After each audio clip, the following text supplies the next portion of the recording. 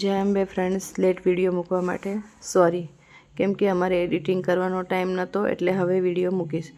અને ફટાફટ નાસ્તો બનાવી દીધો કેમ કે ફરવા જવાનું હતું એટલા માટે. બધો જ નાસ્તો રેડી થઈ ગયો અને પેકિંગ પણ કરી દીધું. પેકિંગ કરી જમી અને પછી થોડીવાર અમે ફટાકડા ફોડવા પણ બહાર આવી ગયા અને સોસાયટીમાં બધા જ ફટાકડા ફોડ્યા અને બધાએ મસ્તી પણ બહુ કરી અને બધા જ ફ્રેન્ડને happy new year, happy Diwali અને નવા વર્ષના રામ રામ.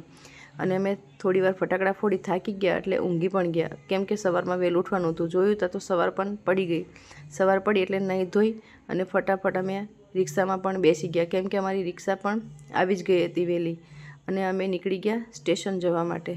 જોયું થોડીવાર થઈ તો સ્ટેશન પણ આવી ગયું, પણ આ તો રેલવે સ્ટેશન છે, અમારે જવાનું હતું બસ સ્ટેશને. અને આગળ ચાલ્યા તો અમારું બસ સ્ટેન્ડ પણ આવી ગયું. બસ સ્ટેન્ડે જઈ અને ફટાફટ અમારે જવાનું હતું બસ સ્ટોપે કેમ કે અમારી બસ પણ રેડી જ હતી. અને બસમાં બેસી ગયા અને થોડુંક આગળ ચાલ્યા અને હોલ્ડ પણ કરી દીધો. અને અમે હોટલમાં બધાય બેસ્યા અને નાસ્તો પણ કરી લીધો. નાસ્તામાં અમે દહીં થેપલા, કેરી અને એવું બધું કોરો નાસ્તો હારે લઈ ગયા હતા, એ ખાધો અને ઊંઘી ગયા. 8 કલાકની જર્ની પછી અમારું આવી ગયું ઉદયપુર.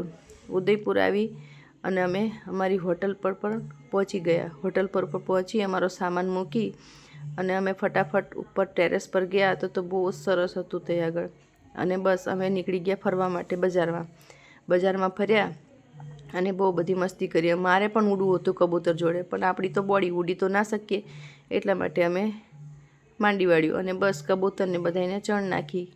અને બસ થોડીવાર ફર્યા, થાક્યા તો ભૂખ પણ લાગી ગઈ એટલે તેની સ્પેશિયલ દાળ બાટી અને પંજાબી ડીશ લઈ અને અમે ખાધું અને બસ રૂમ ઉપર આવી અને ઊંઘી પણ ગયા.